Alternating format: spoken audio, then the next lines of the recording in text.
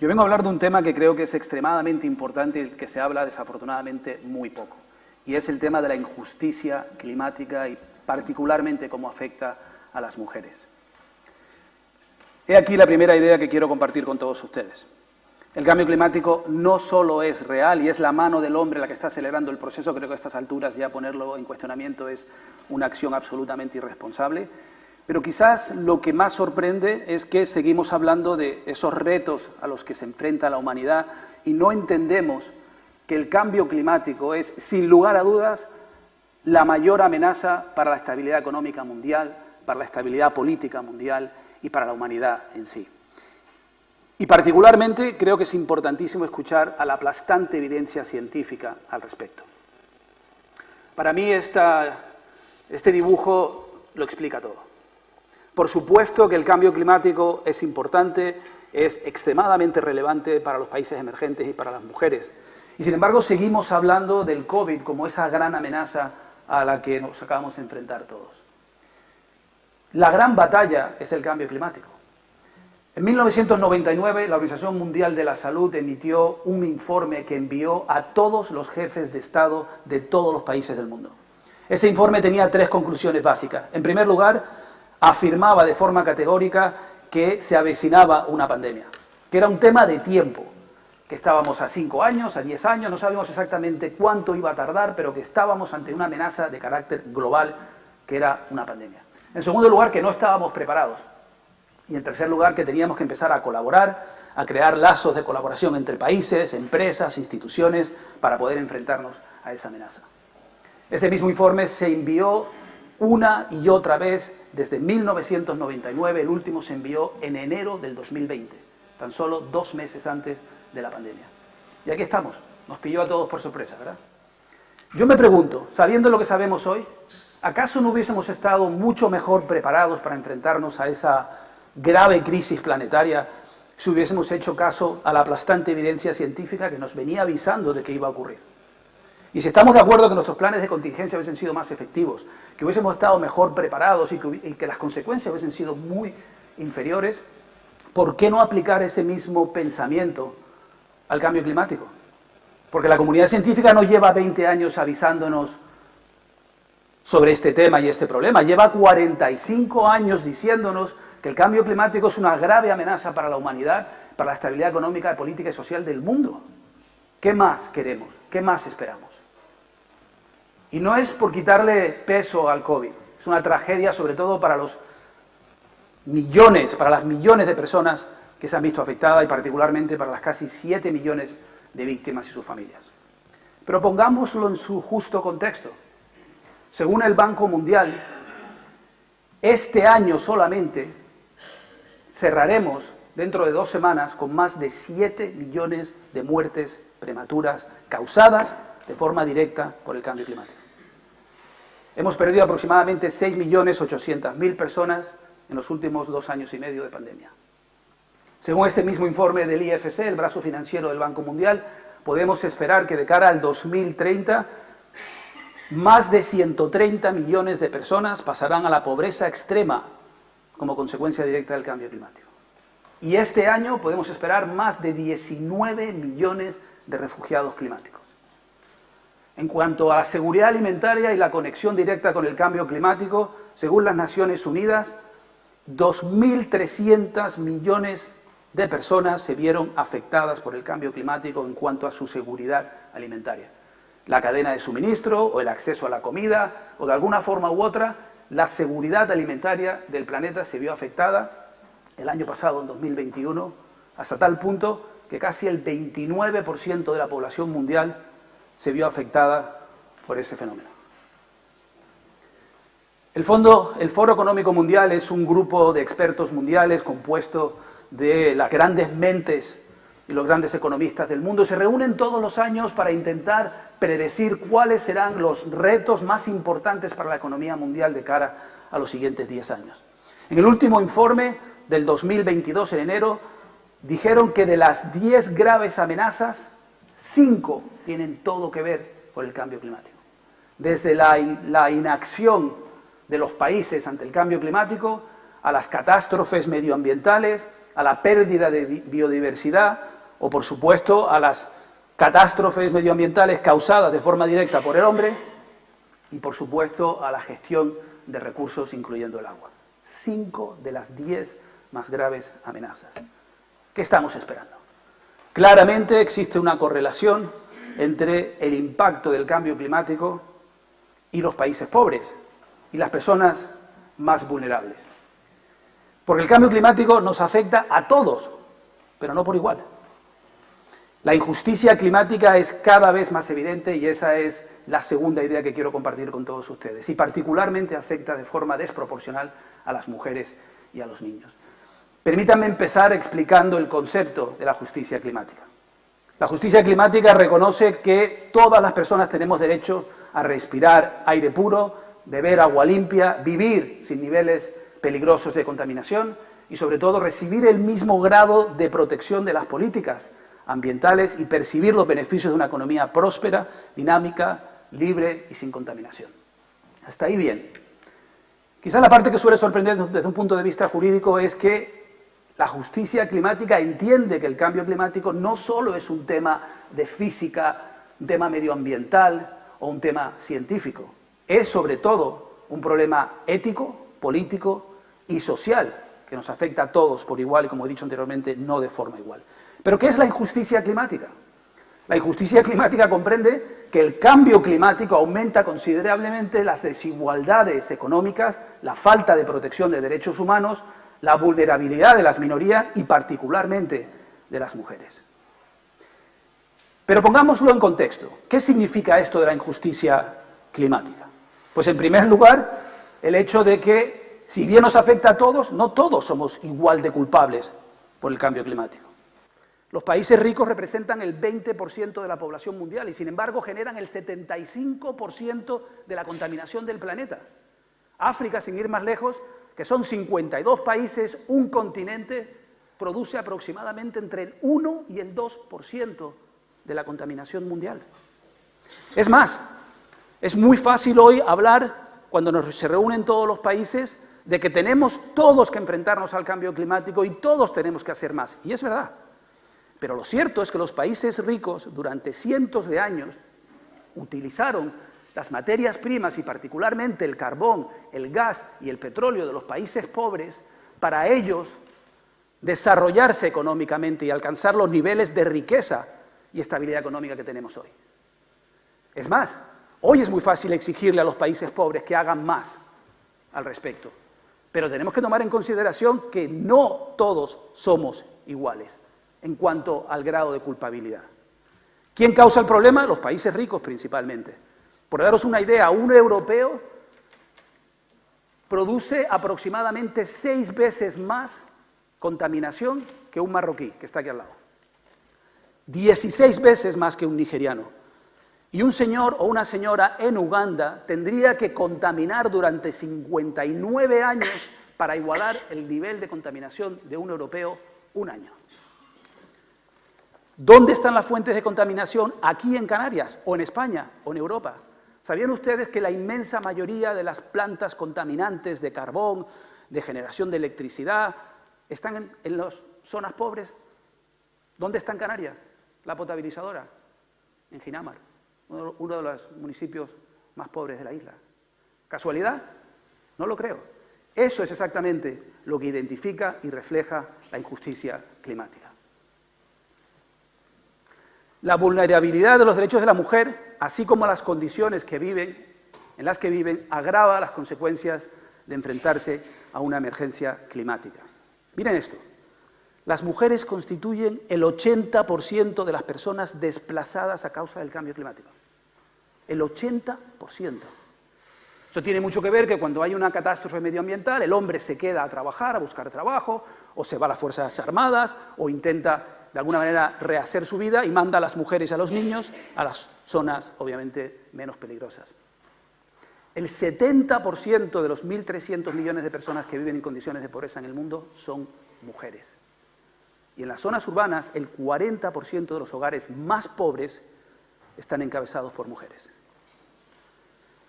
La desigualdad de género lleva a las mujeres y a las niñas a una situación de extrema vulnerabilidad. Y no en vano esta cifra para mí lo dice absolutamente todo. Una mujer es 14 veces más, para una mujer es, el cambio climático, cualquier catástrofe medioambiental es 14 veces más peligrosa. Es más probable que una mujer o una niña muera durante un desastre natural que un hombre. Y veamos el caso particularmente en Sri Lanka. En el año 2004 hubo, como recordarán, uno de los peores tsunamis que se recuerdan en la historia de la humanidad. El 80% de las víctimas fueron mujeres. ¿Saben ustedes por qué? Porque en Sri Lanka a las mujeres no se les permite que salgan de casa sin un acompañante, un hombre, un hermano, un primo. Y por consiguiente, cuando llegó el tsunami, la inmensa mayoría de las mujeres estaban ¿dónde? En sus casas, recogidas, sin poder salir. En Sri Lanka, en particular, a las mujeres no se les enseña a nadar, ni se les enseña a valerse por sí mismo, a subirse a un árbol, a irse a una zona elevada, y por consiguiente el 80% fueron mujeres. La violencia de género, un tema que nos preocupa a todos y que es uno de los temas centrales de esta conferencia. Según un estudio reciente realizado a principios de este año por la firma Lancet, la violencia de género en todas sus formas, particularmente ante catástrofes medioambientales, se ve exacerbada de forma absolutamente significativa. ¿Por qué? Porque ante una catástrofe medioambiental los seres humanos vivimos en ambientes de estrés y las mujeres suelen ser las víctimas directas.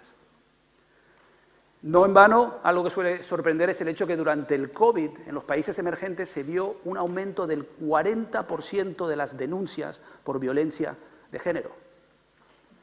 Matrimonio infantil. Obviamente las catástrofes medioambientales tienen una implicación directa en el desarrollo económico, generan pobreza, generan obviamente situaciones de caos y eso hace que las personas y las familias más pobres tiendan a querer que sus hijas se casen de la forma más rápida, en parte para tener que darles de comer a una persona menos en su familia, o porque están preocupados por el futuro y quieren un futuro mejor para su hija, o el hecho simplemente de que en muchos casos significa una fuente de ingresos para las familias más pobres. Y algo que suele llamar la atención, y tampoco se habla mucho de este tema, es la correlación directa entre el cambio climático, las catástrofes medioambientales y la salud de las mujeres. Durante las catástrofes medioambientales, los países, como se entiende, dirigen todos sus esfuerzos y sus recursos a solucionar el problema a corto plazo, a apagar el fuego. Y la inmensa mayoría de los casos en los países emergentes descontinúan todos los programas de ayuda social, de ayudas sanitarias a las mujeres. Eso tiene una repercusión directa tanto en la salud sexual de las mujeres como incluso en enfermedades infecciosas y transmisión sexual. Y por último, el cambio climático está creando las condiciones propicias para que las enfermedades que se llaman de origen de vectores sigan aumentando. Eso significa simplemente que a mayor nivel de temperaturas, entre más suben las temperaturas, más mosquitos, y como ustedes saben, el animal más mortífero del mundo son los mosquitos y afectan de forma desproporcional a las mujeres. Y paso ya a la tercera idea. La primera, el cambio climático no solo es real, sino es la verdadera amenaza para la humanidad y particularmente para las comunidades más vulnerables. Dos, el cambio climático no nos afecta a todos por igual. Sin lugar a duda, la injusticia climática es un factor determinante para entender el impacto que tiene el cambio climático. La buena noticia es la tercera idea, y es que esas mujeres son la solución para luchar contra el cambio climático. La educación e inclusión de las mujeres en la toma de decisiones puede ayudar de manera significativa a combatir el cambio climático y, desde luego, sus efectos desproporcionados ante este segmento de la población. Las mujeres son agentes de cambio. Por eso es importantísimo hacer todo lo posible para mejorar la educación de las mujeres y de las niñas. Son las mujeres las que se preocupan para que los niños vayan al colegio. Son las mujeres las que determinan qué se consume en una casa. Son las mujeres las que tienen un impacto directo en los valores que se transmiten de generación a generación en los hijos. El respeto por el medio ambiente, por la naturaleza, o entender la gravedad del problema. son los que inculcan valores y determinan hábitos de consumo. Y según todos los estudios, las mujeres, cuando se trata y cuando están en funciones de liderazgo político o empresarial, tienen un impacto mucho más positivo que los hombres. Esto no es un tema de feminismo, no es un tema ideológico ni político, es un tema estadístico. Y la inmensa mayoría de los informes lo ratifican de forma directa. Las mujeres toman decisiones más sostenibles, piensan más en el bien público, creen más en salarios y beneficios justos y fomentan un comportamiento más honesto y ético. ¿Esto significa que los hombres somos malos y las mujeres son buenas? No. Significa que estadísticamente hablando, las mujeres son menos corruptas, las mujeres piensan más a largo plazo y las mujeres tienen una visión muy distinta a la inmensa mayoría de los hombres cuando hablamos de la sostenibilidad. ¿Es una casualidad acaso que de los países que mejor gestionaron el COVID, absolutamente todos estos países tenían un denominador común? ¿Saben cuál? Lideradas por mujeres. ¿Casualidad? No lo creo. Según el Project Drawdown, educar a las niñas es la sexta medida más eficiente para luchar contra el cambio climático, de una lista de 100 actuaciones que pueden desarrollar los países a nivel mundial. La sexta más efectiva es educar a las niñas. La primera, el mejor uso de gases refrigerantes. No sé si sabían que los gases que utilizamos en los aires acondicionados, en las cámaras de refrigeración, tienen un impacto desproporcionalmente dañino para el medio ambiente. Aumentar la capacidad de generación eólica, desde luego, es una gran medida. La reducción del desecho de alimentos a nivel mundial. Comer menos carne y aumentar la conservación de los bosques tropicales. ¿No les sorprende a ustedes saber que educar a las niñas es mucho más efectivo para luchar contra el cambio climático que las plantas solares en todo el mundo, o que la energía nuclear, o que la electrificación de la flota automovilística mundial? Es más, Brookings es uno de